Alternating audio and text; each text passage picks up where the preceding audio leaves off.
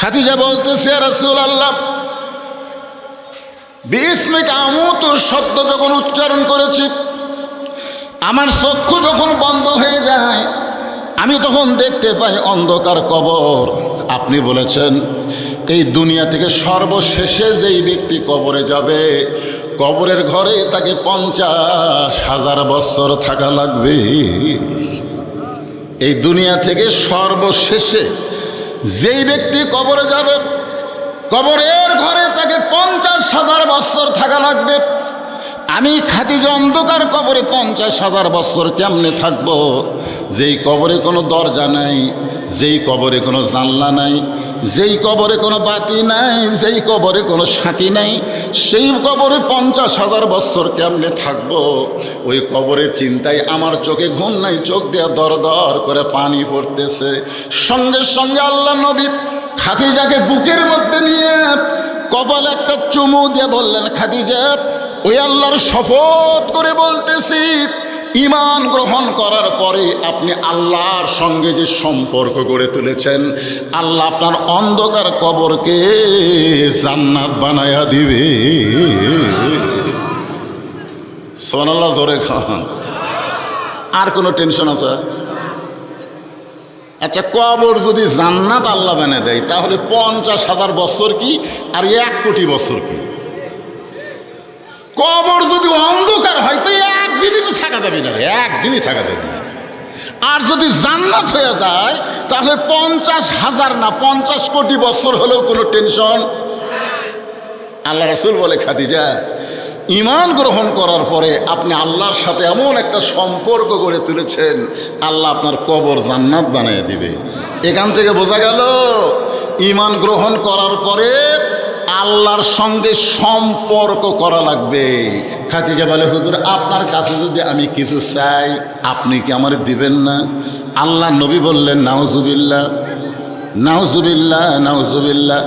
নবী 3 বার বললেন, নাউজুবিল্লাহ, নাউজুবিল্লাহ, নাউজুবিল্লাহ। খাদিজা বলে, ইয়া রাসূলুল্লাহ, আপনার কাছে কিছু চাইলাম আর আপনি নাউজুবিল্লাহ বলার কারণ? নবী বলতেছেন, খাদিজা, ঈমান গ্রহণ করার পরে আল্লাহ ছাড়া নবীর কাছেও চাওয়া যাবে না। খাদিজা বলতেছে, ইয়া রাসূলুল্লাহ, আমি আপনার কাছে যা চাবো তা যদি আল্লাহ দিবার না পারে, তাহলে আল্লাহর কাছে চাইয়া লাভ কি? নবী শুন করছে। খাদিজা বলতেছে, আমি আপনার কাছে যা চাবো তা যদি আল্লাহ দিবার না পারে, তাহলে চাইয়া লাভ কি? বর্তমানে আমরা চাচ্ছি, আল্লাহ গাজার মুসলমানকে হেফাজত করো। আমরা বলতেছি, আল্লাহ ফিলিস্তিনের মুসলমানকে হেফাজত করো। আমরা এখন বলতেছি, আল্লাহ ভারতের মুসলমানকে হেফাজত করো। জোরে কোন কথা ঠিক কি না? কিন্তু আমরা চাওয়ার পরও আল্লাহ যদি হেফাজত না করে, তাহলে চাইয়া লাভ কি? খাদিজা বলতেছি, ইয়া রাসূলুল্লাহ, আমি আপনার কাছে যা চাবো তা যদি আল্লাহর না থাকে, তাহলে আল্লাহ কেমনে দিবে? আল্লাহ রাসূল বলে, খাদিজা, আল্লাহর নাই এ কথা বলাও যাবে না। খাদিজা বলতে, হুজুর, কোরআনে একটা সূরা আছে, একবার পড়লে 10 পারা কোরআন পড়ার সওয়াব পাওয়া যায়। আপনারা বলেন তো সূরাটার নাম কি? ইয়াসিন, ইখলাস। একবার পড়লে কয় পারা? 3 বার পড়লে 1 খতম। সবাই আমার সঙ্গে 10 পারা সওয়াবের নিয়তে পড়েন, বিসমিল্লাহির রহমানির রহিম। কুল হু আল্লাহু আহাদ, আল্লাহুস সামাদ, লাম ইয়ালিদ ওয়া লাম ইউলাদ ওয়া লাম ইয়াকুল লাহু কুফুয়ান আহাদ। এই সূরার মধ্যে কি বলা হচ্ছে? লাম ইয়ালিদ ওয়ালাম ইউলাদ। আল্লাহর কি নাই? সাল্লাল্লাহু আলাইহি ওয়াসাল্লাম, সাল্লাল্লাহু আলা মুহাম্মাদ, সাল্লাল্লাহু মশরিকে হুব্বে মুহাম্মদ। সকলে বলি সাল্লাল্লাহু আলাইহি ওয়াসাল্লাম। मतलाए दीवानी माँ मत اطلع خورشید اشکاس سینه سجان ما بلغ العلا بکماله کشف الدجى بجماله حسنت جميع خصاله صلوا عليه وآله اللهم آمين জান্নাতের বাগান থেকে জান্নাতি মানুষদেরকে নিয়ে গভীর রাতে আমি গুনাহগার তোমার রহমতের দরজায় দুখানা হাত তুলেছি আল্লাহ। হাসরের ময়দানে জাব্বার আর কাহার নামে রূপ নিয়া তুমি যখন বিচার শুরু করবে, তোমার সামনে দাঁড়ায়া সমস্ত নবীরা নাফসি নাফসি বলে কাঁদতে থাকবে। এমন কঠিন অবস্থা হাসরে হবে, সেদিন সমস্ত নবী তার উম্মতকে ভুলে যাবে, শুধু বলবে আল্লাহ আমার কি হবে, আমার কি হবে। একমাত্র দরদি নবী শাফাতের কান্ডারি ইয়া রব্বি হাবলি উম্মতি বলে সেজদায় পড়ে যাবে। সেই কঠিন মুসিবতের সময় আজকের এই মাহফিলকে ওসিলা করে আমাদের সবাইকে রাসূলের উম্মতের কাতারে আল্লাহ কবুল করে নিও। সুবহান রাব্বিকা রাব্বিল ইজ্জাতি আম্মা ইয়াসিফুন ওয়া সালামুন আলাল মুরসালিন ওয়ালহামদুলিল্লাহি রাব্বিল আলামিন। লা ইলাহা ইল্লাল্লাহ। যাদের সামনে ফাঁকা আছে একটু জমে আসেন, একটু জমে আসেন। খালি মাহফিল না, খাওয়া দাওয়া আছে, ঠিক না? এই জন্যে খাওয়া দাওয়ার পার্টি ওরা পরে আসবে, পরে বসবে। কি কন?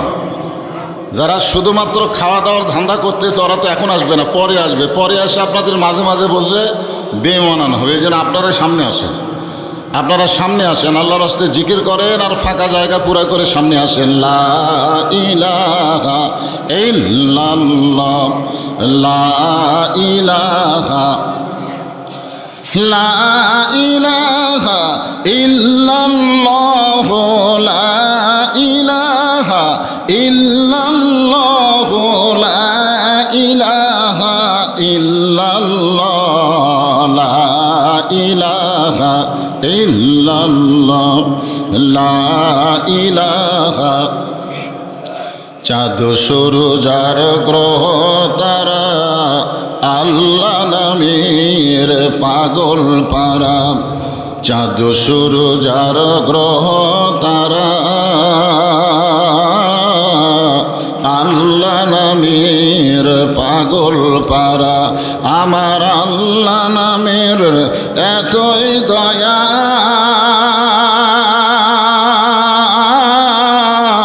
আল্লাহ নামের এতই মায়া, লুকিয়ে রাখছেন হে আল্লাহ জোরে লা ইলাহা ইল্লাল্লাহ, লা ইলাহা, লা ইলাহা ইল্লাল্লাহ, লা ইলাহা ইল্লাল্লাহ, লা ইলাহা ইল্লাল্লাহ, লা ইলাহা। আপনারা যে জিকির করতেছেন, যে জিকির আপনারা করতেছেন, এই জিকিরকে কি বলা হয়? আফজালুজ জিকির লা ইলাহা ইল্লাল্লাহ। আল্লাহ রাসূল বলেছেন, কোনো ব্যক্তি যদি সারা জীবন পাপ করে আর মৃত্যুর সময় এই জিকির যদি তার জবানে জারি থাকে, শুধুমাত্র জবানে জিকির জারি থাকার কারণে আল্লাহ তার জীবনের সমস্ত গুনাহ মাফ করে দেয়। এই জিকির করতে কোনো সমস্যা আছে?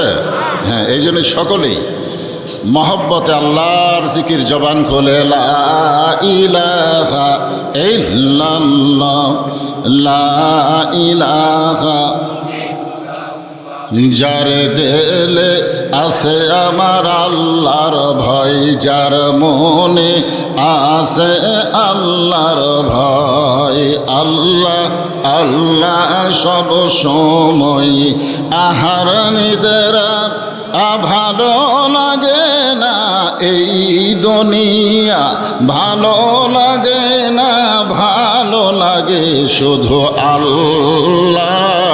লা ইলাহা ইল্লাল্লাহ, লা ইলাহা, লা ইলাহা ইল্লাল্লাহ মুহাম্মাদুর রাসূলুল্লাহ। রাসূলের মহব্বতে সবাই সংক্ষিপ্ত দরুদ শরীফ পড়ছি, সাল্লাল্লাহু আলাইহি ওয়াসাল্লাম। আপনি দরুদ পড়লেন মাহফিলে, কাহালুর মাজারের মাহফিলে, আর আপনার দরুদগুলো একদল ফেরেশতা পৌঁছায় দিল রাসূলের রওজা মোবারকে। সবার মন চায় মদিনায় যেতে, মন চায় না? কি কন, চায় কি চায় না? কিন্তু সবার ভাগ্যে হয়তো হয় না। কিন্তু আপনি যখনই দরুদ শরীফ পড়বেন নবীর মহব্বতে, একদল ফেরেশতার কাজই হলো আপনার দরুদ শেষ হওয়ার সাথে সাথে এই দরুদগুলো নবীর রওজা মোবারকে মদিনায় পৌঁছায় দেয়। দরুদ শরীফ এটা হলো মহাব্বত, এটা ইবাদত না, এটা হলো মহাব্বত। আর যে জিকির করলেন এই জিকিরটা হলো ইবাদত। ইবাদত শুধুমাত্র আল্লাহ ছাড়া অন্য কারোর জন্যে করা যাবে না। ইবাদতের একমাত্র মালিককে আল্লাহ। এই জন্য আল্লাহ বলেছেন, ফাদখুলি ফি ইবাদি ওয়াদখুলি জান্নাতি। কেউ যদি আমার বান্দা হয়ে যায় ইবাদত করে, ও যেন তখনই জান্নাতের মধ্যে প্রবেশ করে। বলেন সুবহানাল্লাহ। মানে ইবাদতের সাথে বান্দার সাথে জান্নাত খুব লাগালাগি। কিন্তু এই দরুদ শরীফ যেটা পড়লেন এটা ইবাদত না, এটা হলো মহাব্বত। অনেক ক্ষেত্রে ইবাদতের চাইতে মহব্বতের ওজন বেশি। ওজন সংখ্যা না, ওজন। যেরকম আল্লাহ রাসূল বলেছেন, আমার সমস্ত উম্মতের ইবাদত যদি এক পাল্লায় দেওয়া হয়, আর আবু বকরের এক রাতের মহাব্বত যদি অন্য পাল্লায় দেওয়া হয়, ইবাদতের চাইতে মহব্বতের ওজন বেশি হবে। সুবহানাল্লাহ বললেন না? আপনারা বলেন তো, হযরত আবু বকরের এক রাতের মহব্বত সেটা কি ইবাদত? সেটা কি ইবাদত? উনি কি নামাজ পড়ছেন, জিকির করছেন? না, উনি আল্লাহ রাসূলকে মহব্বত করেছেন। আল্লাহ রাসূল যখন গাড়ে সুরের মধ্যে ঘুমাইছিলেন, আবু বকর রাদিয়াল্লাহু উরাতটাকে বালিশ বানিয়ে দিয়েছিলেন। নবী যখন ঘুমের মধ্যে অচেতন, এমন সময় আবু বকর রাদিয়াল্লাহু একটা গর্তের মুখে পা দিয়েছিল। বিষাক্ত সাপ এসে তাকে কয়েকবার সবল মারল, কিন্তু সে পাও টান দিল না। নবী যে উড়াতে ঘুম পাড়তেছে এই উড়াটটাও নড়ালেন না। এক সময় চোখের পানিতে রাসূল ঘুম থেকে চেতন পায়। জিজ্ঞাসা করে, আবু বকর তুমি কেন কাঁদতেছো? বাড়ির কথা মনে করে কাঁদতেছো? বাচ্চার কথা মনে করে কাঁদতেছো? আবু বকর বলে, রাসূলুল্লাহ গর্তের মুখে পা দিছি, কি যেন বারবার কামড়ায়। তো পাটা টান দেও না কেন? বলে, আপনার ঘুমের ক্ষতি হবে। আমার জীবনের চাইতে আপনাকে আমি এত মহব্বত বেশি করি যে আপনার ঘুমটা ভেঙে যাক, এটাও আমি পছন্দ করি না। বলেন সুবহানাল্লাহ। আল্লাহ রাসূল বলেন, আবু বকর এই আমাকে মহব্বত করার কারণে আল্লাহ তোমার উপর এত খুশি হয়েছে যে সমস্ত উম্মতের নেকির পাল্লার চাইতেও তোমার মহব্বতের ওজন বেশি হবে। বলেন সুবহানাল্লাহ। তাহলে দরুদ শরীফ পড়া এটা ইবাদত না, এটা হলো মহব্বত।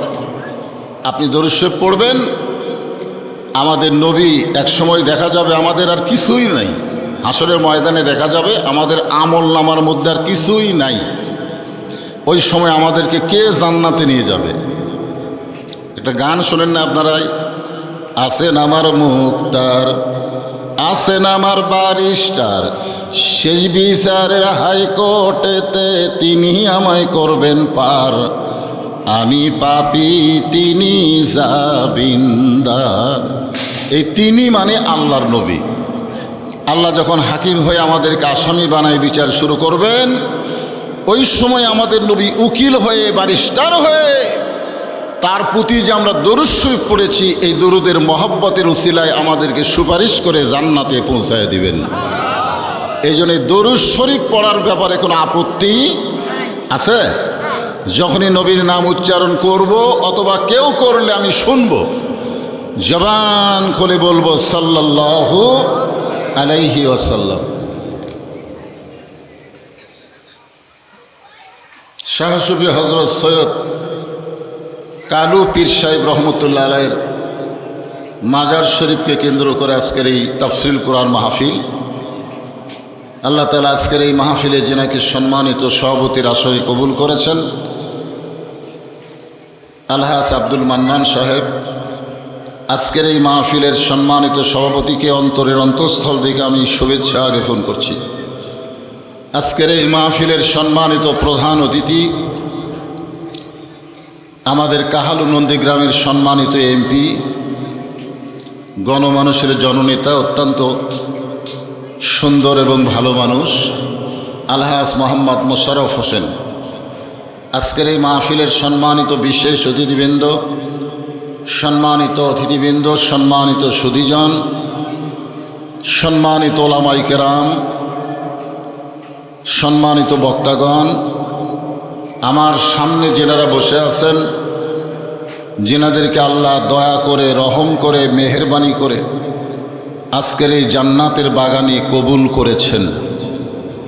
আমি যেই বললাম কবুল করেছেন, তখন আপনাদের বলা লাগতো সুবহানাল্লাহ। কারণ কখনোই মনে করবেন না যে আপনি নিজের ইচ্ছায় এখানে এসেছেন, এটা কখনোই মনে করবেন না। কারণ এটা সাধারণ কোনো জায়গা না। যতক্ষণ পর্যন্ত এখানে কোরআন হাদিসের আলোচনা হবে, ততক্ষণ পর্যন্ত এই জায়গাটার নাম হবে রিয়াজুল জান্নাহ। আর রিয়াজুল জান্নার মধ্যে মন চাইলেই আসা যায় না, এখানে আসতে গেলে একটা যোগ্যতা লাগে। জোরে কোন কি লাগে? আর এই যোগ্যতার কথা বলেছেন আল্লাহ। আল্লাহ পবিত্র কালামুল্লাহ শরীফ ইরশাদ করেন, মা সাবাকা মিন হাসানাতিন ফামিনাল্লাহ। বান্দা বান্দির দ্বারা যখন কোনো ভালো কাজ হয়, এই কাজ বান্দা বান্দি করে না, বরং আল্লাহ করায়। আপনারা বলেন তো, এই কোরআন কারিমের মাহফিলে বসা এটা ভালো কাজ না খারাপ কাজ? তাহলে এই ভালো কাজ কি আমরা করলাম না আল্লাহ করালো? তাহলে আমরা বিশ্বাস করতে পারি, আমরা যত বড়ই পাপী হই না কেন, এই মুহূর্তে আল্লাহ আমাদের উপরে রাজি আছেন। আল্লাহ যদি রাজি না থাকতো, আমাদেরকে মাহফিলের বাহিরে রাখতো, রাস্তায় রাখতো, খাওয়া দাওয়ার মধ্যে রাখতো। কিন্তু আল্লাহ ওই সকল জায়গায় না রেখে এখানে যাচাই করে, বাছাই করে কোরআন কারিমের মাহফিলে, জান্নাতের বাগানে আমার সামনে যিনাদেরকে আল্লাহ কবুল করেছেন, আমি আমার অন্তরের অন্তঃস্থল থেকে আপনাদের সবাইকে শুভেচ্ছা জ্ঞাপন করছি। সম্মানিত মা বোনেরা, পর্দার অন্তরালে বসে বসে যারা আলোচনা শুনতেছেন, আমি তাদেরকে শ্রদ্ধা জ্ঞাপন করে এই মুহূর্তে জানতে চাচ্ছি আপনারা সকলে কেমন আছেন? আলহামদুলিল্লাহ রাব্বিল আলামিন। যে আল্লাহ শারীরিক সুস্থতা, মানসিক প্রশান্তি, সুবহানাল্লাহ বলেন। কোরআন কারিমের মাহফিলে বসলে শরীর যদি অসুস্থ থাকে, মনের মধ্যে আল্লাহ একটা প্রশান্তি দান করে। জোরে কোন সুবহানাল্লাহ।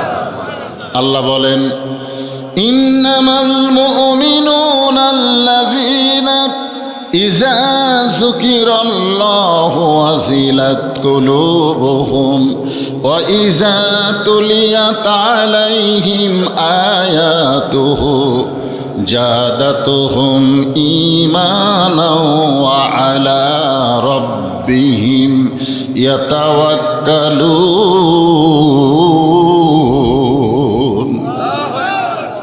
যদিও আমাদের অনেকের শরীর অসুস্থ হয়, তারপরেও যদি কোরআনের মাহফিলে বসি, এ কোরআনের কারণে আল্লাহ তাআলা সুস্থতা দান করে দেয়।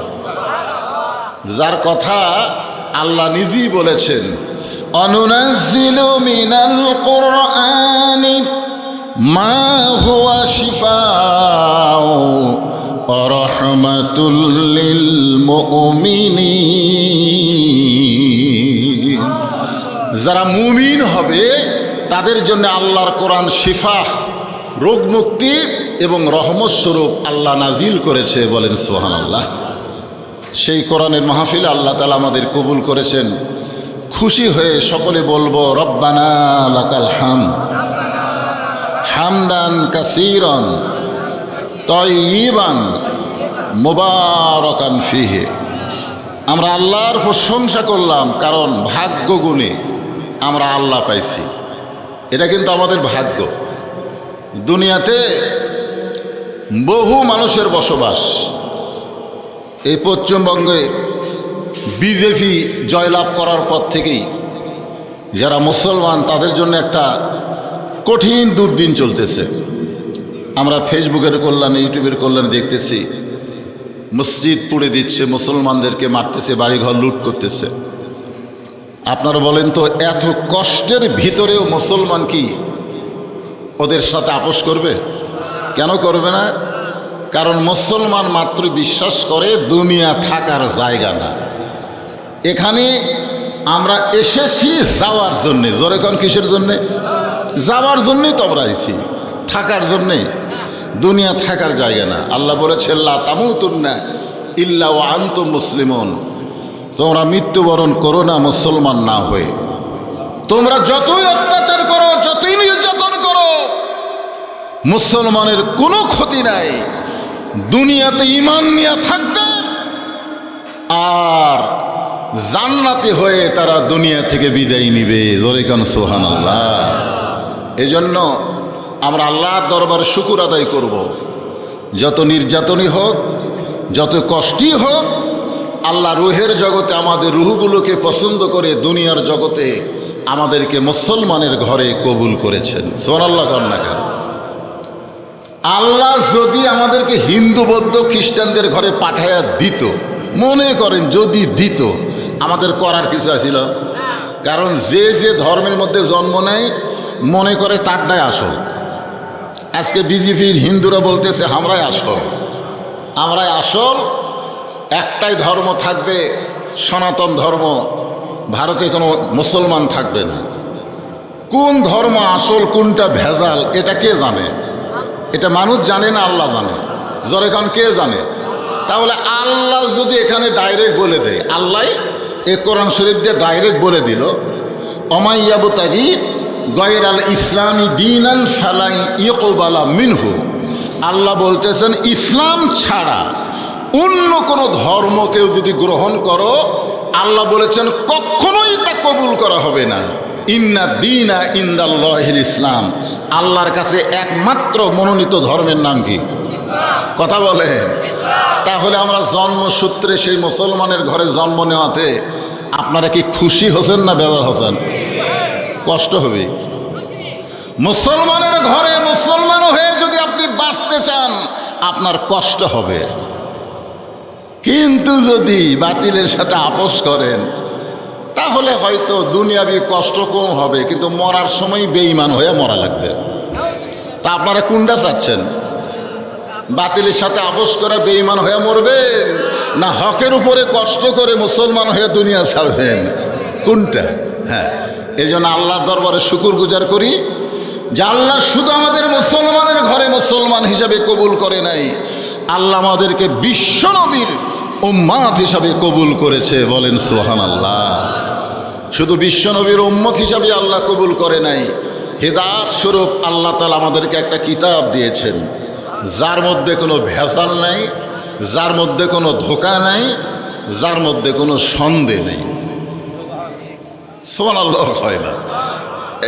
এই যে তাফসিরুল কোরআন কি লেখছে, তাফসিরুল কোরআন মাহফিল, এই কোরআনের মধ্যে কোনো সন্দেহ আছে? আপনাদের কি মনে হয় সন্দেহ আছে? এ কোরআনে কোনো ভেজাল আছে? এ কোরআনে কোনো ধোঁকা আছে? সেই কোরআনের সূরা মুলুক থেকে একটা আয়াত আপনাদের সামনে আলোচনা হবে। অত্যন্ত গুরুত্বপূর্ণ কথা, মনোযোগ দিয়ে আপনাদের শুনতে হবে। আল্লাহ বলতেছেন আল্লাযী খালাকাল মাউতা ওয়াল হায়াতা লিয়াবলুয়াকুম আইয়ুকুম আহসানু আমালা ওয়া হুয়াল আজিজুল গফুর। দেখেন এখানে আল্লাহ কি বলতেছেন, আল্লাযী খালাকাল মাউতা ওয়াল হায়াতা। আগে আল্লাহ মৃত্যুর কথা বললেন, তারপরে জীবনের কথা বললেন। আমাদের হিসাবে আল্লাযী খালাকাল হায়াতা ওয়াল মাউতা, আমাদের হিসাবে এটাই আল্লাহর বলা দরকার ছিল যে আমি জীবন এবং মৃত্যু সৃষ্টি করছি। কিন্তু আল্লাহ তাআলা এইটা না বলে আল্লাহ বলতেছেন আমি মৃত্যু এবং হায়াতকে সৃষ্টি করেছি। আগে আল্লাহ মৃত্যুর কথা বলার কারণ হলো আমাদের সবচাইতে নিকটতম যেই জিনিস তার নাম কি? সবাই বলতেছেন না, যারা ইয়ং জেনারেশন, যুবক যারা, তারা ধান্দা করতেছে না মৃত্যু তো আমাকে নিকটে নাই, মরণ যদি আসে আমার দাদাকে ধরিবে আগে, তারপরে আমার বাপ, সিরিয়ালে আমি 3 নম্বরে আছি, আমার তো নিকটে না, আমার অনেক দূরে। কোরআনের আয়াত অনুযায়ী বিশ্বাস করে বলতে হবে আমাদের সবচাইতে নিকটতম জিনিসের নাম কি? সবাই বলেন। আচ্ছা, এখানে কোনো যুবক আছে এমন যেই যুবক বলতে পারে হুজুর আমি এখান থেকে উঠে বাড়িতে যাবার পারবই? এরকম একটা কেউ আছেন যে সিনা টান করে খাড়া হয়ে বলেন তো হুজুর আমার বাড়ি সবচাইতে নিকটে ওই 4 মাথার ওই সাইডই, আমি বাড়ির যাবার পারবই। এখান থেকে উঠে বাড়ির যাওয়ার পারবো, এই কথা বলার গ্যারান্টি যদি না দিবার পারি তাহলে এত মশান মারতেছি কেন? হ্যাঁ, কোরআনের মাহফিল বাদ দিয়ে রাস্তা ঘুরতেছি, খাবার দিলে তারপরে যাব, এই মশান মারতেছেন কেন? যে কোনো সময় মৃত্যু হবে, এই জন্য আল্লাহ বললেন মৃত্যু এবং হায়াতকে আমি সৃষ্টি করেছি। তোমাদের সবচাইতে নিকটতম জিনিসের নাম হলো মৃত্যু। আল্লাহ রাসূল বলেন মৃত্যু তোমাদের কত নিকটে এটা আমি বুঝেছি আমার দরদের বিবি খাদিজাতুল কুবরা। একদিন গভীর রাত্রে আল্লাহ নবী ঘুম থেকে চেতন পাইছেন। মৃত্যু আমাদের কত নিকটে একটু খেয়াল করেন। আল্লাহ রাসূল ঘুম থেকে চেতন পাওয়ার কারণ হলো খাদিজাতুল কুবরা, নবীর দরদের বিবি। এই জন্য দরদের বিবি বললাম, যতদিন মা খাদিজা জীবিত ছিলেন ততদিন রাসূল দ্বিতীয় কোনো বিয়ে করেন নাই। আজকে আমাদের বাংলাদেশে কোনো মৌলবি দ্বিতীয় বিয়ে করে ফেসবুকে আবার কি করে, পোস্ট করে, আমি চরিত্র ঠিক রাখার জন্য দ্বিতীয় বিয়ে করছি। সেইটা নিয়ে গোটা বাংলাদেশ ভাইরাল। আরে মৌলানা তুই দ্বিতীয় কর, তৃতীয় কর, তো ভাইরাল করা লাগবে কেন? বিয়া ভাইরাল করার জিনিস আপনার কন তো? এমনি তো বাংলাদেশের মানুষ মৌলবিক দেখা পারে না, ও আবার ভাইরাল মেরে দিছে। আল্লাহ নবীর সুন্নত, যতদিন মা খাদিজা জীবিত ছিলেন ততদিন রাসূল দ্বিতীয় কোনো বিয়ে করেন নাই। আপনারা জানেন যখন নবীর বয়স 25 বছর তখন মা খাদিজার বয়স হলো 40 বছর। তাহলে 25 বছরের একটা তরতাজা যুবক 40 বছরের একজন বয়স্কা নারীকে বিয়ে করলেন। আর সেই নারী যতদিন জীবিত ছিলেন ততদিন রাসূল দ্বিতীয় কোনো বিয়ে করেন নাই। প্রয়োজনে আপনি দ্বিতীয় বিয়ে করতে পারেন, কিন্তু দ্বিতীয় বিয়ে করা সুন্নত নয়। দ্বিতীয় বিয়ে করা কি নয়? সুন্নত নয়। এক বিয়ে করা হলো সুন্নত, একটা বিয়ে করা হলো সুন্নত। প্রয়োজনে আপনি করতে পারেন, কিন্তু সেটা আবার এত ভাইরাল করার দরকার কি? কোনো গল্পই নাই, একটাই গল্প, খালি হুজুর বিয়ে করছে, দ্বিতীয় বিয়ে করছে, তাও প্রথম বউ আবার গর্ভবতী, বাচ্চা হওয়ার গেছে, আর এই সুযোগে দ্বিতীয় বিয়ে মেরে দিছে। একটু মনোযোগ দিয়ে শোনেন। মা খাদিজা গভীর রাত্রে আল্লাহ নবীর ডান হাতখানা বুকের মধ্যে নিয়ে ছোট বাচ্চার মতন ফুপায় ফুপায় কাঁদতেছেন। রাসূল বলে খাদিজা দুনিয়ার সবাই ঘুম পাড়ে, আমি নবীও ঘুম পাড়ি, কিন্তু আপনি কেন কাঁদেন? খাদিজা বলতেছে ইয়া রাসূলুল্লাহ আপনি না ঘুমাইলে আমি কোনোদিন ঘুমাই না। সুবহানাল্লাহ। বুঝতে পারছেন? খাদিজা বলতেছি, ইয়া রাসূলুল্লাহ, আপনি না ঘুমাইলে আমি খাদিজা কোনোদিন ঘুমাই না। তো আল্লাহ রাসূল বললেন, আমি না ঘুমাইলে আপনি ঘুমান না কেন? বলে, আমি না ঘুমানোর কারণ হলো বিবাহের সময় আপনার চাচা যখন আপনার 2 হাত আমার হাতে তুলে দিয়ে বললেন, মা আজ থেকে এই এতিমের দায়িত্ব আমি তোমাকে দিয়ে দিলাম। সুবহানাল্লাহ না কেন? দুনিয়াতে আমরা যারা বিয়ে করছি, এখানে যত আমরা বিয়ে করছি, দেখবেন বইয়ের হাত স্বামীর হাতে তুলে দেয় না? চাচা হোক, বাবা হোক, খালু হোক, অভিভাবক যাই থাকে, বইয়ের হাত এনে স্বামীর হাতে তুলে দিয়ে বলে, বাবা আজ থেকে আমার মেয়েকে তোমার হাতে তুলে দিলাম। এটাই কিন্তু নিয়ম। কিন্তু আল্লাহ রাসূলের সাথে যখন মা খাদিজার বিয়ে হয়, তখন নবীর হাত খাদিজার হাত নবীর হাতের উপর তুলে দেওয়ার কেউ ছিল না, বরং নবীর চাচা আবু তালেব আল্লাহ নবীর 2টা হাত খাদিজার হাতে তুলে দিয়ে বললেন, শিশুকালে মইরা গেছে মা, গর্বে থাকতে মরছে পিতা, নবী চোখে দেখলেন না, কে করিবে লালন পালন, কে দিবে সান্ত্বনা, এই দুনিয়ার বড় এতিম নবী ছিলেন একজনা। আমাদের নবী সবচাইতে কি ছিলেন? এতিম ছিলেন। খাদিজা বলে, হুজুর যেদিন আপনার চাচা আপনার 2 হাত আমার হাতে তুলে দিয়েছে, সেদিন থেকে আপনি না ঘুমান পর্যন্ত আমি খাদিজা কোনোদিনও ঘুমাই না। আপনি যখন ঘুমায় গেলেন, এমন সময় আমি খাদিজা ঘুমের দোয়া পড়লাম। ঘুমের আগে ঘুমের একটা দোয়া আছে, আমরা যারা এখানে বসে আছি, ঘুমের আগে ঘুমের একটা দোয়া আছে না নাই? আপনার কি দোয়া পড়েন? আচ্ছা, দোয়া যে পড়েন আরবিতে, এর বাংলা অর্থ বোঝেন না? আরবিতে যে দোয়াটা আপনার পড়লেন, এই দোয়ার একটা বাংলা অর্থ আছে না নাই? যদি দোয়ার বাংলা অর্থ জানেন, তাহলে এশার নামাজ না পড়ে কেউ কোনোদিন রাত্রেবেলা বিছনায় ঘুমাতে পারবেন না। বাংলা অর্থ জানতেন, এশার নামাজ না পড়ে আপনি ঘুমাবারই পারতেন না। কারণ এই দোয়ার বাংলা অর্থ কি? আল্লাহুম্মা বিইসমিকা আমুতু। আমুতু মানে কি? আমি আল্লাহর নামে মরে যাচ্ছি নামাজ না পড়ে। এই আপনি যে আল্লাহর নামে মরে যাচ্ছেন এশার নামাজ না পড়ে, মরেন, এশার নামাজ না পড়ে মরেন, তারপরে চাপাত কিভাবে লাগাই বুঝবেন? কিরে যুবক, কথা হয় না? এই ঘুমের বাংলা জানি না তো আরবিতে কই অর্থ চাহাই হয়। খাদিজা বলতেছে, ইয়া রাসূলুল্লাহ, আল্লাহুম্মা বিইসমিকা আমুতু।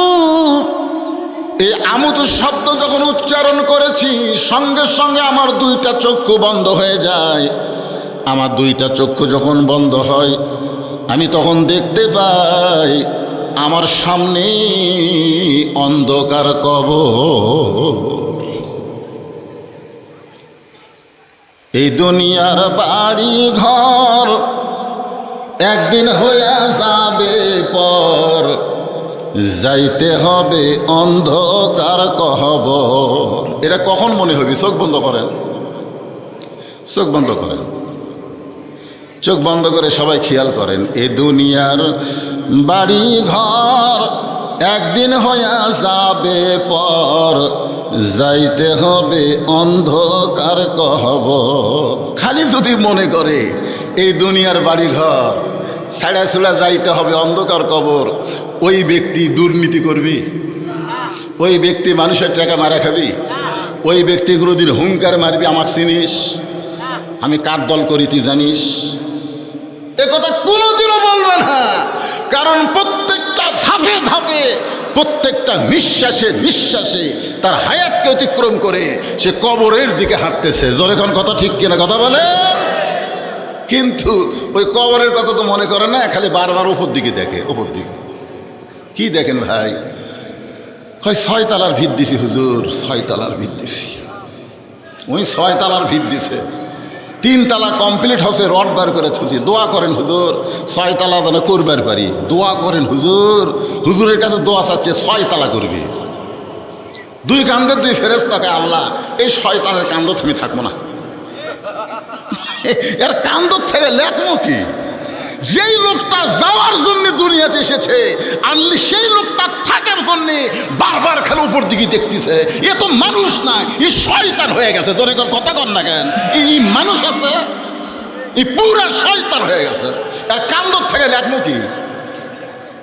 তুমি যে আমাকে কান্দ থুজা লেখার জন্যে, তোমার 2 কান্দে 2 মোহরি লিখিতেছেন ডায়েরি, দলিল দেখে রায় দিবে, টাকা পয়সার নাই কারবার, কিরামান কাতিবিনা ইয়ালামুনা মা তাফআলুন।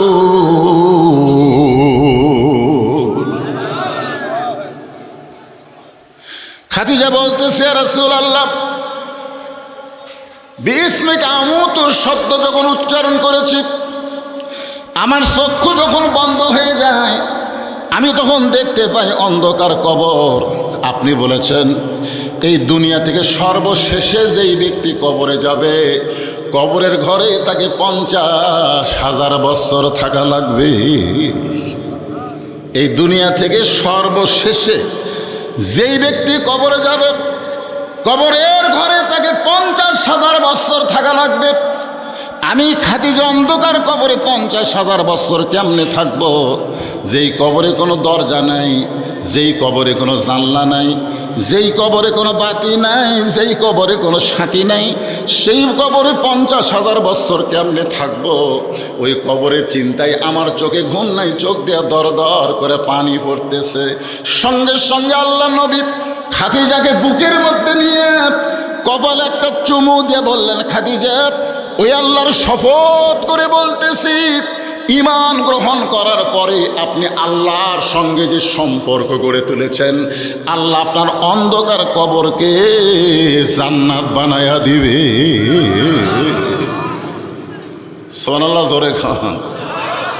আর কোনো টেনশন আছে? আচ্ছা, কবর যদি জান্নাত আল্লাহ বানিয়ে দেয়, তাহলে 50,000 বছর কি আর 1 কোটি বছর কি? কবর যদি অন্ধকার হয় তো একদিনই তো থাকা যাবে না, একদিনই থাকা যাবে না। আর যদি জান্নাত হয়ে যায়, তাহলে 50,000 না 50 কোটি বছর হলেও কোনো টেনশন। আল্লাহ রাসূল বলে, খাদিজা, ঈমান গ্রহণ করার পরে আপনি আল্লাহর সাথে এমন একটা সম্পর্ক গড়ে তুলেছেন, আল্লাহ আপনার কবর জান্নাত বানিয়ে দিবে। এখান থেকে বোঝা গেল ঈমান গ্রহণ করার পরে আল্লাহর সঙ্গে সম্পর্ক করা লাগবে। খাদিজা বলে, হুজুর, আপনার কাছে যদি আমি কিছু চাই, আপনি কি আমার দিবেন না? আল্লাহ নবী বললেন, নাউজুবিল্লাহ, নাউজুবিল্লাহ, নাউজুবিল্লাহ। নবী 3 বার বললেন, নাউজুবিল্লাহ, নাউজুবিল্লাহ, নাউজুবিল্লাহ। খাদিজা বলে, ইয়া রাসূলুল্লাহ, আপনার কাছে কিছু চাইলাম আর আপনি নাউজুবিল্লাহ বলার কারণ? নবী বলতেছেন, খাদিজা, ঈমান গ্রহণ করার পরে আল্লাহ ছাড়া নবীর কাছেও চাওয়া যাবে না। খাদিজা বলতেছে, ইয়া রাসূলুল্লাহ, আমি আপনার কাছে যা চাবো তা যদি আল্লাহ দিবার না পারে, তাহলে আল্লাহর কাছে চাইয়া লাভ কি? নবী শুন করছে। খাদিজা বলতেছে, আমি আপনার কাছে যা চাবো তা যদি আল্লাহ দিবার না পারে, তাহলে চাইয়া লাভ কি? বর্তমানে আমরা চাচ্ছি, আল্লাহ গাজার মুসলমানকে হেফাজত করো। আমরা বলতেছি, আল্লাহ ফিলিস্তিনের মুসলমানকে হেফাজত করো। আমরা এখন বলতেছি, আল্লাহ ভারতের মুসলমানকে হেফাজত করো। জোরে কোন কথা ঠিক কি না? কিন্তু আমরা চাওয়ার পরও আল্লাহ যদি হেফাজত না করে, তাহলে চাইয়া লাভ কি? খাদিজা বলতেছি, ইয়া রাসূলুল্লাহ, আমি আপনার কাছে যা চাবো তা যদি আল্লাহর না থাকে, তাহলে আল্লাহ কেমনে দিবে? আল্লাহ রাসূল বলে, খাদিজা, আল্লাহর নাই এ কথা বলাও যাবে না। খাদিজা বলতে, হুজুর, কোরআনে একটা সূরা আছে, একবার পড়লে 10 পারা কোরআন পড়ার সওয়াব পাওয়া যায়। আপনারা বলেন তো সূরাটার নাম কি? ইখলাস। একবার পড়লে কয় পারা? 3 বার পড়লে 1 খতম। সবাই আমার সঙ্গে 10 পারা সওয়াবের নিয়তে পড়েন। বিসমিল্লাহির রহমানির রহিম। কুল হু আল্লাহু আহাদ আল্লাহুস সামাদ লাম ইয়ালিদ ওয়ালাম ইউলাদ ওয়ালাম ইয়াকুল লাহু কুফুয়ান আহাদ। এই সূরার মধ্যে কি বলা হচ্ছে? লাম ইয়ালিদ ওয়ালাম ইউলাদ। আল্লাহর কি নাই? এই জানা লাগবে না আল্লাহর সন্তান আছে, আল্লাহর বাপ মা আছে, আল্লাহর বৌসল আছে, তাহলে আপনি জানবেন না কেন? খাদিজা বলতেছে, রাসূলুল্লাহ, আমি আপনার কাছে যা চাবো তা যদি আল্লাহ দিবার না পারে, মনে করেন আপনার সাথে আমার বিয়ে হয় নাই। খাদিজা বলতেছে, মনে করেন আপনার সাথে আমার বিয়ে হয় নাই, কিন্তু গভীর রাত্রে আমি আল্লাহর কাছে বলতেছি, আল্লাহ খাদিজার পেটে একটা বাচ্চা দাও। আপনি বলেন তো আল্লাহ কি খাদিজার পেটে বাচ্চা দিবে? রাসূল বলতেছেন, আল্লাহ দিবার পারবে কিন্তু দিবে না। আল্লাহ দিবার পারবে কিন্তু দিবে না। কারণ একজনকে আল্লাহ দিছিল, তার নাম হলো মরিয়ম। জোরে খান, তার নাম কি? আল্লাহ আদমকে তৈরি করেছেন বাপ মা ছাড়া, ঈসাকে তৈরি করলেন বাবা ছাড়া। কিয়ামত পর্যন্ত পুরুষের স্পর্শ ছাড়া আর কোনো নারীর পেটে বাচ্চা আসবে না। মরিয়ম আলাইহিস সালামের পর থেকে কিয়ামত পর্যন্ত কোনো নারীর পেটে যদি বাচ্চা আসে, তাহলে পুরুষের কি লাগবে? কথা কয় না, পুরুষের স্পর্শ লাগবে, সহবত লাগবে। অকথা স্বামী ছাড়া আর পেটে বাচ্চা আসবে না। স্বামী ছাড়াও আসে, যেটা নিয়ে আমাদের মৌলবীর মধ্যেও একটা শুরু হয়ে গেছে। যখন কথা ঠিক কিনা? মৌলানা সাহেব বলছে, আমি ওই মেয়েকে স্পর্শ করিনি, আমাকে অন্যায়ভাবে দোষ দেওয়া হচ্ছে, ডিএনএ টেস্ট করেন। বলে টেস্ট ফেস কিছু আগে মৌলবী ধরে রিমান্ড দিতে, মানে হুজুর দেখলি বুঝতেছেন না। আয় হাই রে! আর এই নিয়ে গোটা বাংলাদেশের যত মহিলা মাদ্রাসা আছে, সব মাদ্রাসা বন্ধ করার জন্য বামপন্থীরা উঠে পড়ে লেগেছে। ধরে কথা কর না ভাই, কথা কর না কেন? কত বালিকা আছে, কত বালিকা বিদ্যালয় আছে না নাই? কথা কন আছে না নাই? এগুলো বালিকা বিদ্যালয়, ভার্সিটিতে এগুলো অন্যায় হচ্ছে না? একটা শালারা কথা কয় না। এই জামালপুরের এক ইমাম সাহেবকে এক মেয়ে মানুষ মাওজায় কৈফিয়ত দিছে যে এই হুজুর আমার মেয়ের পেটত বাচ্চা দিছে। ইমামক ধরে লেগেছে, একদিন পর ইমামকে মুক্ত দিল। ওই মেয়েরই বড় ভাই ওর পেটত বাচ্চা দিছে, ওই মেয়েরই বড় ভাই। একদিন হুজুরের ইমামতি গেল, হুজুর জেলত ছিল, এখন এসে ধরা খেলো ভাই। হুজুর দেখলে তোর লাকত লাগে, তার মানে কি মনে করছেন? হুজুর ছাড়া অন্যায় করার লোক নেই। কতক্ষণ আছে না নাই? হুজুর যদি দোষী হয় তাহলে অবশ্যই হুজুরের শাস্তি হবে, না আমরাও চাই। শুধুমাত্র মাথায় টুপি মুড়ে মুখে দাড়ি দেখে অন্যায়ভাবে আলেমদের বিরুদ্ধে বলো না, আর মাদ্রাসা বন্ধ করার পায় তারা করো না। কারণ মাদ্রাসায় যারা পড়বে তারা প্রকৃত মা এবং পর্দানিশী হয়ে যাবে। যে কথা বলতেছিলাম একটু খেয়াল করেন। আল্লাহ রাসূল বলে, খাদিজা আমার কাছে আপনি কি চান, যেইটা পাইলে আপনি কান্না বন্ধ করে দিবেন। খাদিজা বলে, ইয়া রাসূলুল্লাহ, আমি বেশি কিছু আপনার কাছে চাই না। আপনার কি মনে আছে আপনি দীর্ঘ 3 বছর একটা জায়গায় বসে সাধনা করেছেন? এই জায়গাটার নাম হলো গারে হীরা। বর্তমানে ওই পাহাড়ের নাম হলো জাবালে নূর। মা খাদিজা দৈনিক 2 বার ওখানে খাবার নিয়ে যাইতেন। 2011 সালে আমি গারো হীরায় উঠছিলাম। আমার মতন মানুষ তখন জুয়ান ছিল। 11 সাল বুঝতেছেন না? ওই সময় উঠতে গিয়ে আমি 2 লিটার পানি খাইছি। মাত্র 2600 ফুট উপরে গারে হীরা। আমার মতন পুরুষ মানুষ 2 লিটার পানি পান করা লাগে। আর দৈনিক 2 বার খাদিজাতুল কুবরা ওই গারে হীরাই নবীর কাছে খাবার নিয়ে যাইতে। সুবহানাল্লাহ বলেন। যখন মা খাদিজা নবীর কাছে খাবার নিয়ে যাইতেন, তখন মা খাদিজার বয়স হলো 54 বছর। 54 বছরের একজন নারী নবীর কাছে 2 বার খাবার নিয়ে যাইতেন। একদিন মা খাদিজা খাবার নিয়ে যখন যাবেন, এমন সময় নবী গাড়ি হীরা থেকে নিচে নেমে আইছেন। আসার পরে বলতেছে, জাম্বিলনি আমাকে কম্বল দিয়া ঢাইকা দাও। মা খাদিজা নবীকে কম্বল দিয়া ঢেকে দিয়ে বলে, রাসূলুল্লাহ আমি খাবার নিয়ে যাচ্ছিলাম গাড়ি হীরায়, আপনি কেন নেমে আসলেন? রাসূল বললেন, খাদিজা আর গাড়ি হীরায় আমার কোনো দরকার নাই। লৌহে মাহফুজ থেকে আল্লাহ তাআলা খুশি হইয়া আমার ওপরে কোরআনের আয়াত নাজিল করেছে। সুবহানাল্লাহ। মহিলাগুলো খাবার লাগবে। মায়েরা, আপনাকে তো আমি দেখতে পাচ্ছি না, আপনাকেরই ওয়াজ হচ্ছে। মা একটু চাপে বসেন মা, সোনার মায়েরা। আগে কাহালু পাড়া পাড়াতেই পাড়া সব পাড়ায় ওয়াজ করতাম, ঠিক কিনা বলেন? এক উলটেরই 5 পাড়াতে ওয়াজ করছি, এমনও বছর গেছে। কিন্তু এখন তার হয় না, এখন সময় কম। আগে চিন্তা খালি কাহালু থানা, এখন সব জায়গাতে যাওয়া লাগে। এই জন্য মায়েরা তোমার ওয়াজ শুনবারই পাচ্ছে না। আজকে আছে, তুলাও গেছে দেরি করে। আমি কিন্তু প্রথম এমপি সাহেবের সময় ছিলাম, কিন্তু টাইনে নিয়ে গেছে আমার, এখন নয় হুজুর। তো যাই হোক, তা এমন সময় আমাকে তুলে দেওয়া হলো, আমার মায়েরা নাকি বেশি হয়ে গেছে। আপনাদের জায়গা আছে কিন্তু ওর জায়গা নেই। সোনার চান মায়েরা, ও মায়েরা, আপনারা একটু জমে জমে বসেন, চাপে চাপে বসেন। আপনাদের আলোচনা হচ্ছে, একটু সবাই আপনাদের মধ্যেও যদি ফাঁকা থাকে, কিছু লোক বাহিরে আছে তারা আসবে, একটু চাপে চাপে বসেন ভাই, সবাই একটু চাপে চাপে বসেন আর একটু জিকির করেন। মায়েরাও চাপেন, বাবারাও চাপেন। লা ইলাহা, যাদের সামনে ফাঁকা আছে তাকে বলতেছি চাপেন, সবাইকে না।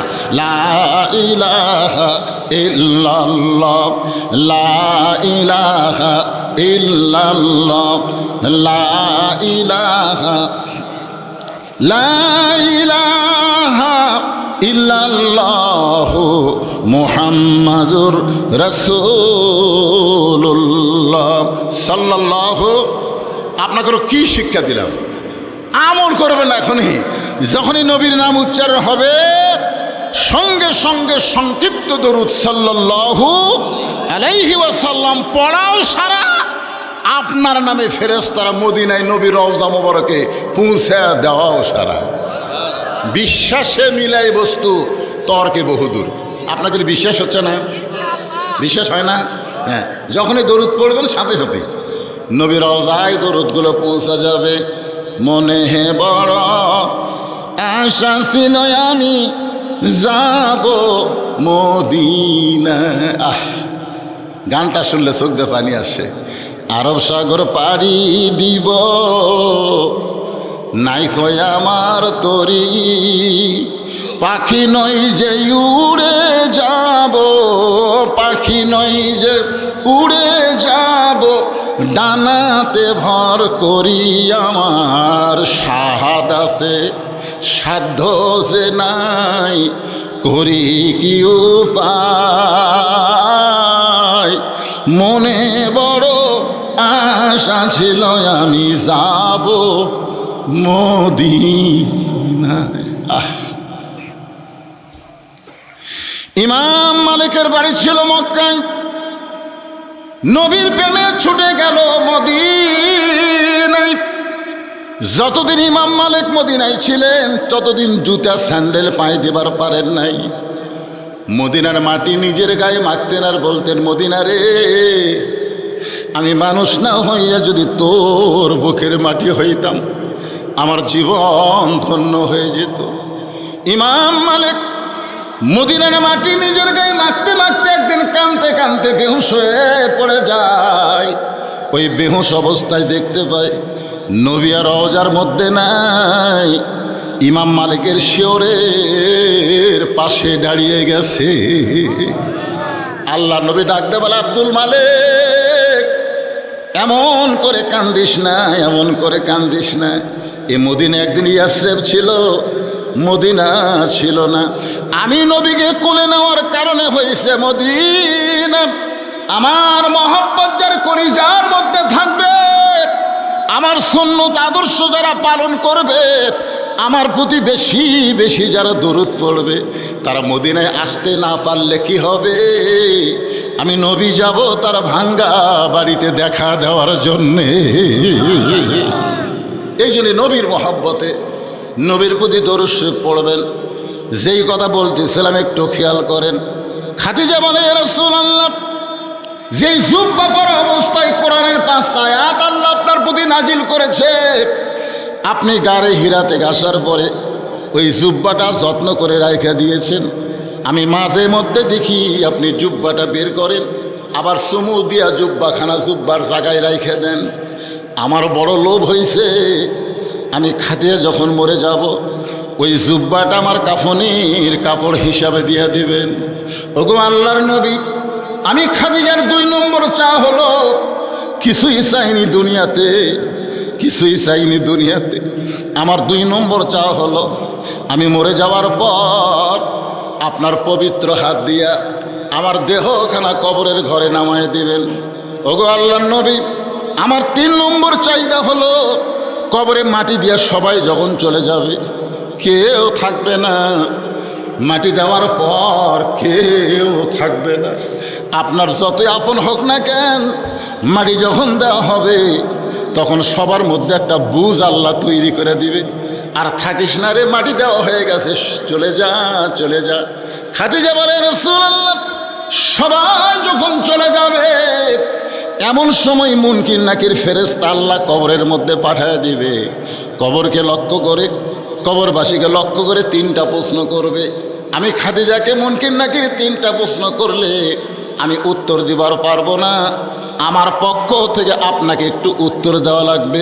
হুজুর, এই 3টা চাওয়া যদি আপনি আমার পুরা করেন তাহলে আর কবরকে নিয়ে আমি কোনোদিন কাঁদবো না, আর কবরের জন্য আমার চোখেও কোনোদিন পানি আসবে না। সঙ্গে সঙ্গে আল্লাহর নবী খাদিজাকে বুকের মধ্যে নিয়ে কপালে একটা চুমা দিয়ে বলে, খাদিজা, ওই আল্লাহর শপথ করে বলতেছি, আমার আগে যদি আপনার মৃত্যু হয় তাহলে আপনার 3টা চাওয়াই আমি পুরো করব ইনশাআল্লাহ। সুবহানাল্লাহ। আপনারা বলেন তো, এই জায়গায় আল্লাহ নবী কত বড় গুরুত্বপূর্ণ কথা বলেছে। কথাটা হলো, আমার আগে যদি আপনার মৃত্যু হয়। এই কথার দ্বারা নবী বুঝাইলেন কে কখন মরবে এটা আল্লাহর নবীও জানে না। কথা কন না কেন?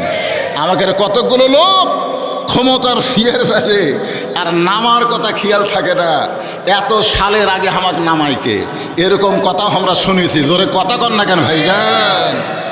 হ্যাঁ, তো ইজ্জুমান তাশা ওয়া তুযিল্লু মান তাশা বিয়াদিকাল খায়র ইন্নাকা আলা কুল্লি শাইইন কাদির। এখন 5তলা বিল্ডিংয়ের উপরে 1.5 লাখ টাকার খাট, 12,000 টাকার কম্বল ওরে তেমন চাদর দিয়ে রাত 9টার সময় বলতেছে, আমার বাড়ি আমার ঘর আমাক নামাইকে, আমার বাড়ি আমার ঘর আমাক নামাইকে, রাত 9টার সময়। কান্দের ফেরেশতা বলতেছে, আল্লাহ, ঘুমের আগে যে দোয়া পড়া লাগে সে দোয়া না পড়ে যে কথা কয়ে ঘুমাইছে, এক নামানোর কেউ নাই। আল্লাহ বলতেছে, দেখা যাক। ফেরেশতার সাথে আল্লাহর কথা হয়েছে। আল্লাহ বলে, দেখা যাক। রাত 3টার সময় একটা ভূমিকম্প আছে। জোরে কোন কি কম্প? খালি বিল্ডিং একটু একটু লড়ে উঠছে। যে লোক কইছে আমাকে নামাই খেয়ে ওই এত ফোর্সে নামছে, কম্বলের মধ্যে লুঙ্গি খুলে আছে, ওটাও পরার টাইম পাইনি। ফেরেশতারা বলতেছে, আল্লাহ নামাইলা নামাইলা, তাই বলে ন্যাংটা করে নামালা। আমাদের বাংলাদেশে 41 সালের আগে নামায় কে, 24 সালে আল্লাহ তারে ন্যাংটা করে নামায় দিছে। জোরে কথা কর না কেন ভাইজান? অহংকার করেন না। এখান থেকে বাড়ি যাওয়ার কোনো গ্যারান্টি নেই। সে বুকও হাত দেখায়, আমাক চিনিস কি? আল্লাহ রাসূল বলতেছেন, খাদিজা, আমার আগে যদি আপনার মৃত্যু হয়, এই কথার দ্বারা নবী বুঝাইলেন কে কখন মরবে এটা আল্লাহর নবীও জানে না। নিলেন দুনিয়া থেকে বিদায় নেওয়ার পরে আল্লাহ নবী তাকায় দেখে খাদিজার পেট থেকে নবীর মাধ্যমে আল্লাহ 4টা মেয়ে দান করেছেন। খাদিজার পেট থেকে নবীর মাধ্যমে আল্লাহ কয়টা মেয়ে দিছে? এই নবীর উম্মতের এই 4টা মেয়ের নাম জানেন? বড় মেয়ের নাম হলো জয়নাব। নবীর উম্মত হিসাবে নবীর মেয়ের নাম জানা আমাদের দরকার আছে না নাই? দরকার আছে না নাই? আপনি ভারতের কোনটা মুখ্যমন্ত্রী তালাপতি না কি পতি একটা হচ্ছে? আমি কই তালাপতি মানুষের নাম, আপনি চিনবেন না, আমরা চিনি। আগে বলে সিনেমার নায়ক ছিল, এখন মুখ্যমন্ত্রী হচ্ছে। ওলার নাম ঠিকই জানেন যে নবীর 4টা মেয়ের নাম, নবীর উম্মত হিসাবে না জানলে নবীর সুপারিশ কেমনে পাবেন? 4টা নাম খেয়াল করুন। বড় মেয়ের নাম হলো জয়নাব, বড় মেয়ের নাম কি? মেজো মেয়ের নাম হলো রোকেয়া, মেজো মেয়ের নাম হলো রোকেয়া, সেজো মেয়ের নাম হলো কুলসুমা, আর ছোট মেয়ের নাম হলো ফাতেমা। তাহলে কয়টা মেয়ের নাম করলাম? নবী তাকায় দেখে 4টা মেয়ে কাঁদতেছে। 3টা মেয়ের কান্নার শব্দ শোনা যায়, কিন্তু একটা মেয়ে কাঁদতেছে, কান্নার কোনো শব্দ নেই, শুধু চোখ দিয়ে দর দর করে পানি পড়তেছে, গালটা ভিজে ভিজে থুতুনি দিয়ে বয়ে বয়ে পড়তেছে, কাঁদতেছে কিন্তু কান্নার শব্দ নেই। আর 3টা মেয়ে কাঁদতেছে, কান্নার মধ্যে শব্দ শোনা যায়। যে মেয়েটা কাঁদতেছে, কান্নার কোনো শব্দ নাই, ওই মেয়েটার নাম হলো ফাতেমা। নবী ফাতেমাকে ইশারা করলেন। ফাতেমা যখন আল্লাহর নবীর কাছে গেলেন, রাসূল বলেন, ফাতেমা, তোমার মা দুনিয়া থেকে বিদায় নিয়েছে। যখন কেউ দুনিয়া থেকে বিদায় নেয় তাকে উপরে বেশি সময় রাখা জায়েজ নাই। আল্লাহ রাসূল বলেছেন 3টা কাজ তোমরা দেরি করো না। একটা কাজ হলো মানুষ মারা গেলে তাকে দাফন করতে তোমরা দেরি করবে না। 2 নম্বর কাজ হলো ছেলে মেয়ে যখন বিয়ের বয়স হয়ে যাবে তখন বিয়ে দিতে তোমরা দেরি করো না। ওই কামায় ধান্দা করো না, আমার ছেলে মেয়ে কী করে খাবি, এ ধান্দা তোমার করা লাগবে না। এ ধান্দা কার? আরো জোরে বলেন। আমামিন দাব্বাতিন ফিল আরদি ইল্লা আলাল্লাহি রিজকুহা। পৃথিবীতে এমন কোনো বিচরণশীল প্রাণী নাই যার রেজেকের ব্যবস্থা আল্লাহ করেনি। আপনি বাপ মা হয়ে রেজেকের ব্যবস্থা করতেছেন, টাকা বানিয়ে দিবেন, টাকা দিবেন, ওই টাকা অন্য জায়গায় উড়ে দিবি।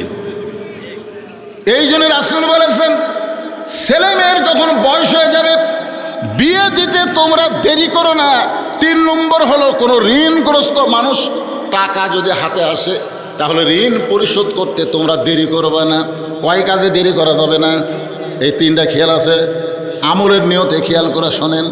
আল্লাহ রাসূল বলে, ফাতেমা রে, তোমার মা দুনিয়া থেকে বিদায় নেওয়ার আগে আমাকে 2টা ওসিয়ত করেছে। ও ফাতেমা, 1 নম্বর ওসিয়ত হলো তোমার মাকে তুমি গোসল করাতে হবে, তোমার মাকে তুমি গোসল করাতে হবে।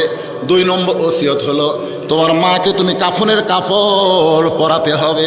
ফাতেমা বলতেছে, বাবা, আমার আরও 3টা বোন আছে, ওই 3টা বোনকে নিয়ে আমি মাকে গোসল করাতে পারবো না, ওই 3টা বোনকে নিয়ে কি আমি মাকে কাপড়ের কাপড় পরাতে পারবো না।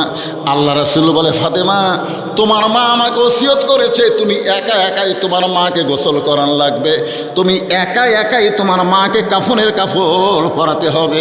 ফাতেমা বলতেছে, বাবা, আমি একা একা যদি আমার মাকে গোসল করাই, আমি একা একা যদি আমার মাকে কাফনের কাপড় পরাই, তাহলে আমার আরও 3টা বোন হয়তো মনে কষ্ট পাবে। আল্লাহ রাসূল বললেন, কে কষ্ট পাইল, কে মন খারাপ কইল, এটা দেখার উপায় নাই, ওসিয়ত পালন করা হলো ওয়াজিব। ওসিয়ত পালন করা কি? তাহলে মরার আগে ওসিয়ত করা দরকার আছে না নাই? কথা কয় না রে, আমরা মরবো না, সবাই মরবো না, তাহলে মরার আগে ওসিয়ত করার দরকার আছে না নাই? 1 নম্বর ওসিয়ত হলো আপনারা মরার আগে ওসিয়ত করবেন, আমি মরে গেলে কোনো বেনামাজি যেন আমার কবর না খোঁড়ে। দেখছেন দেখছেন, আর কথা কয় না। একেবারে এই কথাটা কি খুবই খারাপ কথা। হোহা কর না কেন, হোহা কর না কেন? মরা লাগবি না। আল্লাযী খলাকাল মাউতা ওয়াল হায়াতা লিয়াবলুয়াকুম আইয়ুকুম আহসানু আমালা। আজকের ওয়াজি হচ্ছে সুন্দর আমল, সুন্দর আমলের পরীক্ষা হবে। তো মরার পরে সুন্দর আমল কি?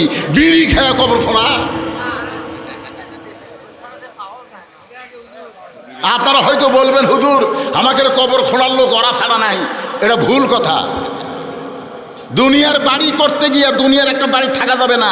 সেই 3 তলা বাড়ি করতে গিয়ে যদি আপনি ভালো মিস্ত্রি খোঁজেন, কে রে বাড়ি ঘর করতে, ভালো বাড়ি করতে গিয়ে 3 তলা 4 তলার ভিত দিয়ে বিল্ডিং বানাবো, ভালো মিস্ত্রি কুটি আছে রে?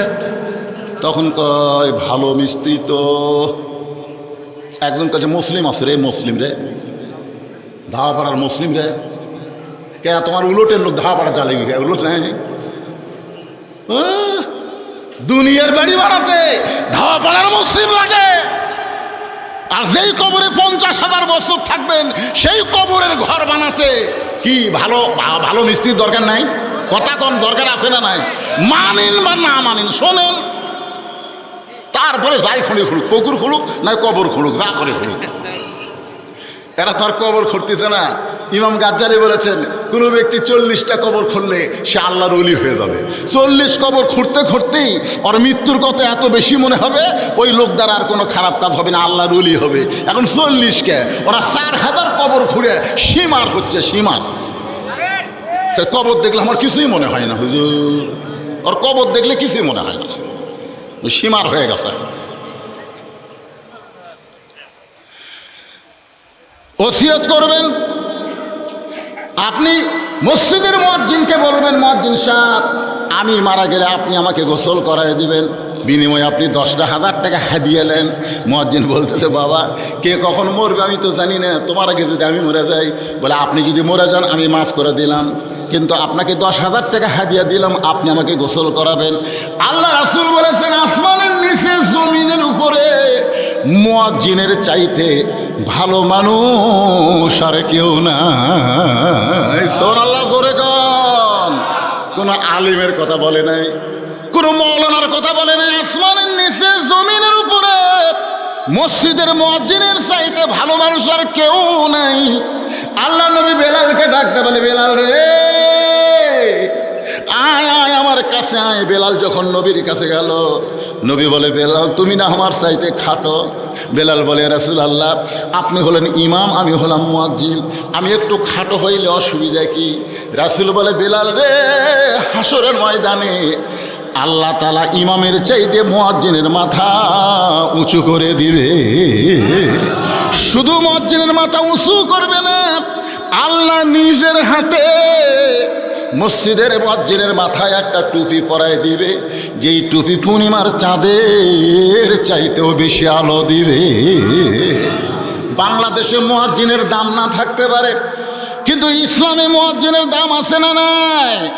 আপনার 14 গোষ্ঠীর মধ্যে কোনো মৌলানা নাই, আপনি মসজিদের ইমামকে বলবেন হুজুর 5 ওয়াক্ত নামাজ আপনার পিছনে পড়েছি, হুজুর 5 ওয়াক্ত নামাজ আপনার পিছনে পড়েছি, আমি মরে গেলে আমার জানাজার নামাজটা আপনি একটু পড়ায় দিবেন। এরকম ওসিয়ত করার দরকার আছে না নাই? আল্লাহ রাসূল বলে ফাতেমা তোমার মা ওসিয়ত করেছে, তোমার মাকে তুমি গোসল করায় দিতে হবে, তোমার মাকে তুমি কাফনের কাপড় পরাতে হবে। ফাতেমা বললেন বাবা আমার মা আমার মধ্যে এমন কি দেখলো, আমার মা আমার মধ্যে এমন কি দেখেছে যে আমার আরো 3টা বোনকে বাদ দিয়া আমার ব্যাপারে মা ওসিয়ত করলো। রাসূল বলে ফাতেমা শুনবার যখন চাও তাহলে শোনো। আমার মায়েরা যারা পর্দার অন্তরে আছেন একটু মনোযোগ দিয়ে শুনবেন। খাদিজাতুল কুবরা বলতেছি ইয়া রাসূলুল্লাহ একদিন গভীর রাত্রে আমি ঘুম থেকে চেতন পায়া ফাতেমার ঘরের জানলার কাছে গিয়ে দাঁড়িয়ে থাকলাম। আল্লাহ রাসূল বলে খাদিজা ফাতেমার ঘরের জানলার কাছে দাঁড়িয়ে কেন থাকলেন? বলে হুজুর আপনি তো জানেন না, জয়নাব যখন আমার পেটের মধ্যে ছিল, আমার বড় মেয়ে যখন আমার পেটের মধ্যে ছিল, আমার পেট উঁচু হয়েছিল, আমার পেটে ওজন হয়েছিল। জয়নাব যখন দুনিয়াতে ভূমিষ্ঠ হইল আমি প্রসব ব্যথা বুঝতে পারলাম। আল্লাহর নবী আমার দ্বিতীয় মেয়ে রোকেয়া যখন আমার পেটের মধ্যে ছিল, আমার পেটটা উঁচু হয়েছিল, আমার পেটের ওজন হয়েছিল। রোকেয়া যখন ভূমিষ্ঠ হইল আমি তখন প্রসব ব্যথা বুঝতে পারলাম। আমার তৃতীয় মেয়ে কুলসুমা যখন পেটের মধ্যে ছিল, আমার পেটটা উঁচু হয়েছিল, পেটের ওজন হয়েছিল। এই রোকেয়া যখন ভূমিষ্ঠ হইল আমি তখন প্রসব ব্যথা কুলসুমা যখন ভূমিষ্ঠ হইল আমি তখন প্রসব ব্যথা বুঝতে পারলাম। ওই আল্লাহর শপথ করে বলতেছি আমার ছোট মেয়ে ফাতেমা যখন আমার পেটের মধ্যে আসলো, আমার পেটটা উঁচু হয়েছিল, আমার পেটটা মধ্যে কোনো ওজন ছিল না, আমার পেটটা উঁচু হয়েছিল, কিন্তু ফাতেমা আমার পেটে কোনো ওজন হয় নাই। ফাতেমা যখন ভূমিষ্ঠ হলো আমি কোনো প্রসব ব্যথা বুঝতে পারি নাই। ধাত্রী ছাড়া আমার মেয়ে ফাতেমা যখন দুনিয়াতে আসলো আমি খাদিজা নজর করে দেখি ফাতেমা তার কষি 2টা হাত দিয়া তার ইজ্জত এভাবে ঢেকে দুনিয়াতে জন্ম নিয়েছে। আমি মা খাদিজাও কোনোদিন ফাতেমার ইজ্জতটাও নিজের চোখে দেখতে পারি নাই। রাসূল বলে ফাতেমা এই কারণেই তোমার মা তোমাকে ওসিয়ত করেছে যাও তোমার মাকে গোসল করায় দাও। এবার ফাতেমা একা একা মা খাদিজাতুল কুবরাকে গোসল করালেন। একা একা গোসল করানোর পরে আল্লাহর নবীর কাছে এসে বললেন, বাবা গোসলটা যখন শেষ হয়ে গেল তাহলে এখন আমার মাকে কাফনের কাপড় পরাতে হবে। যেই কাফনের কাপড়ের কথা বলেছে এমন সময় আল্লাহর নবী ওই তাকের মধ্যে তাকের মধ্যে ওই জুব্বাখানা রেখেছিলেন, ওই জুব্বাটা এনে ফাতেমার হাতে দিয়ে বললেন, মা এই জুব্বাটা তোমার মাকে কাফনের কাপড় হিসাবে পরাইয়া দাও। ফাতেমা চোখের পানি বের করে বলে, বাবা আমি সব সময় মায়ের কাছে থাকতাম, আর মায়ের কাছে থাকার কারণে মায়ের জীবনের অনেক অজানা গল্প আমি মায়ের মুখে শুনেছি। মায়ের জীবনে অনেক অজানা গল্প ছিল, সেই গল্প আমি মায়ের মুখে শুনেছি। আমার মা আমাকে একদিন হাসতে হাসতে বলেছে, ফাতেমা তুমি কি বলতে পারো তোমার বাবার সঙ্গে যখন আমার বিয়ে হয়েছিল বিয়ের ঘটনা কি? আমি ফাতেমা চমকে গিয়ে বললাম, মা যখন বাবার সঙ্গে আপনার বিয়ে হয়েছিল আমি তখন কত বড় ছিলাম? খাদিজা বলে, ফাতেমা তোমার তো তখন জন্মই হয় নাই। এখন ফাতেমার আগ্রহ বেড়ে গেল, কেন মা বলতেছে তোমার বাবার সঙ্গে আমার বিয়ের ঘটনা জানো? অবশ্যই এর মধ্যে একটা ঘটনা আছে না নাই? খাদিজা বললেন, ফাতেমারে তোমার বাবা তখন আমার বাড়িতে রাখালি করত, ওই রাখালি করা অবস্থায় তোমার বাবার মধ্যে এমন কিছু আমি দেখেছিলাম যেটা দেখার কারণে 40 বছরের একজন বিধবা নারী মক্কার সব চাইতে ধনী ছিলাম, আর তোমার বাবা রাখালকে আমার স্বামী হিসাবে গ্রহণ করে নিলাম। ও বাবা, আমি মায়ের মুখে গল্প শুনেছি, আপনি যখন মায়ের বাড়িতে রাখালি করতেন তখন আমার মা মক্কার সবচাইতে ধনবতী রমণী ছিল, আর সবচাইতে ধনবতী রমণী হইয়া আপনার মতন গরিব একজনকে স্বামী হিসেবে গ্রহণ করলো।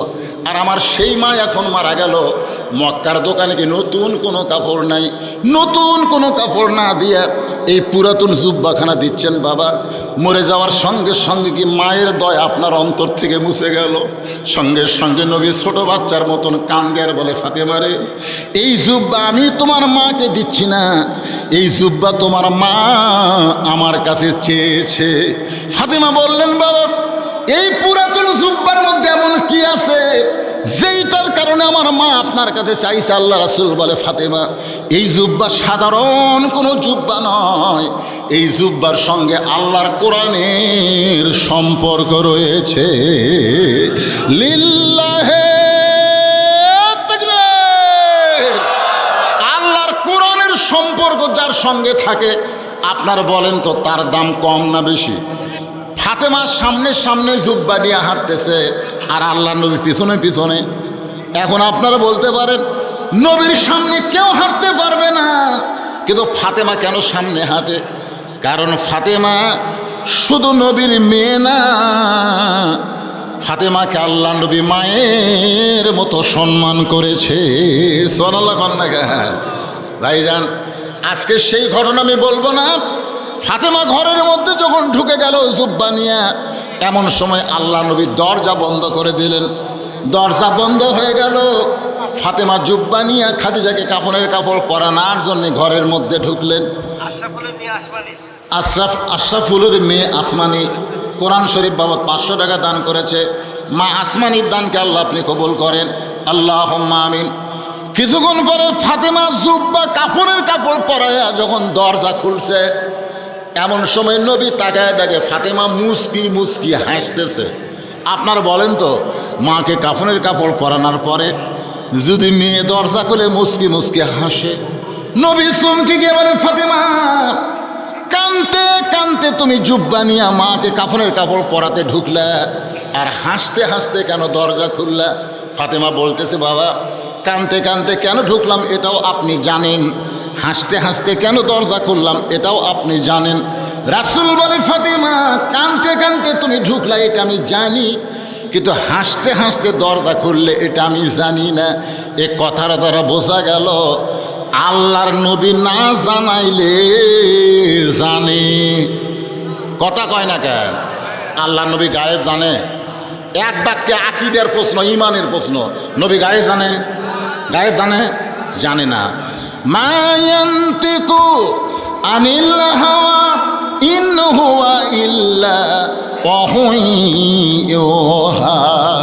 রাসূল বলেছেন আমি যা জানি তোমরা তা জানো না, আমিও জানি না যতক্ষণ আল্লাহ আমাকে না জানায়।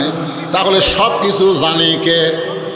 আরো জোরে কন যারা বলতেছেন না ভিতর কি গোঁজামিল ঢুকছে নাকি? গোঁজামিল এখন কতগুলো আমাদের বাবাও গায়েব জানে, বাবাও গায়েব জানে। ঠাস করে বাবা গেল ছল মারছে মুড়িদ, তে বাবা কয় কে রে মাল্লিকা, তুই বলে গায়েব জানিস, তো ছল মারনো জানিস না? এরকম কিছু ভণ্ড তোমার দয়াল বাবার দরবারেতে কেউ ফিরে না খালি হাতে। ও আ ও আ একটু মনোযোগ দিয়ে শোনেন। রাসূল বলে ফাতেমা কানতে কানতে ঢুকেছ এটা আমি জানি, কিন্তু হাসতে হাসতে দরজা খুললা এটা আমি নবী জানি না। ফাতেমা বলতেছে বাবা আমি আগে মনে করেছিলাম আপনি ভিতরেও জানেন বাইরেও জানেন, কিন্তু আজকে বুঝতে পারলাম আপনি জানেন না, কি জন্য হাসতে হাসতে দরজা খুললাম। ওগো বাবা আপনি কি শুনতে চান? রাসূল বলে শুনবো মানে 100 বার শুনতে চাই।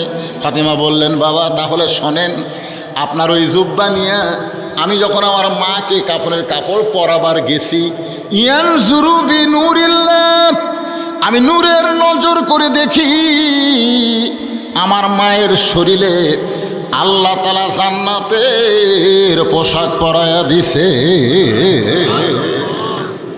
আমি আপনার জুব্বাখানা আমার মায়ের শরীরে কোনো মতো পেঁচায়া হাসতে হাসতে দরজা খুললাম, সঙ্গে সঙ্গে নবী বসে মাটির উপরে হাত দিয়া ছোট বাচ্চার মতন কাঁদতেছে। ফাতিমা বলে বাবা আমার মায়ের শরীরে জান্নাতের পোশাক পরার খবর শুনে আপনি কেন কাঁদতেছেন? আপনি কি খুশি হতে পারেন নাই? তারা একজন মা আমার 500 টাকা দান করেছে, আল্লাহ মায়ের দানকে আল্লাহ আপনি কবুল করেন। আল্লাহ রাসূল বলেন ফাতিমা শোনো, এই কান্না আমার দুঃখের কান্না নয়, এই কান্না হলো আমার জীবনের সবচাইতে আনন্দের কান্না। কারণ দুনিয়াতে কেউ যখন আমাকে নবী বলে স্বীকার করে নাই, সর্বপ্রথম যিনি আমাকে নবী বলে স্বীকার করেছে সেই মহিয়সী নারী তোমার মা, আমার দরদের বিবি খাদিজা। আল্লাহু আকবার। সর্বপ্রথম আমাদের নবীকে নবী বলে কে স্বীকার করছে? কথা কয় না, কে স্বীকার করছে? খাদিজা নবীর কে? তেন নিজের বউ হইয়া নবী স্বীকার করা, এটা কি মনে করতেছে? তিনটা জিনিস খেয়াল করবেন। 1 নম্বর হলো বড় ডাক্তারের বইয়ের সিজার লাগে না। যারা বড় বড় ডাক্তার তারা কোনোদিন বউরে সিজার করায় না, কারণ সিজার করলে বাচ্চারও ক্ষতি মায়েরও ক্ষতি। 2 নম্বর হলো মৌলানার বাড়িতে কোনোদিন মিলাদ লাগে না। 3 নম্বর হলো পীরের বউ কোনোদিন মুরিদ হয় না। আপনারা খেয়াল করে দেখবেন পীরের বউ কোনোদিন মুরিদ হবি না, কারণ পীরের বউ জানে আমার পীর মাঝে মধ্যে মুরিদের বইয়ের দিকে চোখ মারে, এই লুচ্চার হাতে কে মুরিদ হবি রে? তাহলে 1 নম্বর কি, বড় ডাক্তারের বইয়ের কি লাগে না? সিজার লাগে না। মৌলানার বাড়িতে কি লাগে না? মিলাদ লাগে না। আর পীরের বইয়ের মুরিদ হওয়া লাগে না। কিন্তু প্রথম মুরিদ হয়েছে বউ খাদিজাতুল কুবরা। আল্লাহর নবীর কাছে নবী বলে স্বীকার করে কলেমা পড়েছে, বলেন সুবহানাল্লাহ। এই জন্যে যাকে তাকে অন্ধভাবে মানা যাবে না, একজনকেই অন্ধভাবে মানতে হবে, তিনি হলেন আমাদের নবী।